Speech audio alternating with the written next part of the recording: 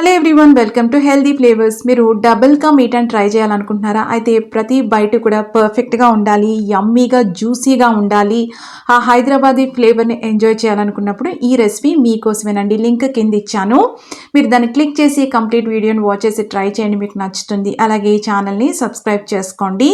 దీంట్లో కొన్ని secret tips ఉన్నాయండి. ఆ టిప్స్ కనుక ఫాలో చేశారనుకోండి, పర్ఫెక్ట్ హైదరాబాదీ డబుల్ కా మీఠా ఫ్లేవర్ని మీరు ఎంజాయ్ చేస్తారు.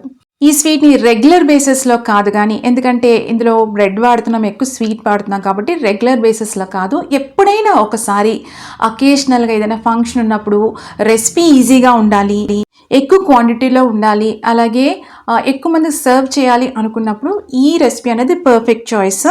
ప్రతి బైట్ కూడా బ్రెడ్ బైట్స్ మనకి తెలుస్తూ జ్యూసీగా, చాలా సాఫ్ట్గా, చాలా బాగా కుదిరిందండి. తప్పకుండా ట్రై చేయండి.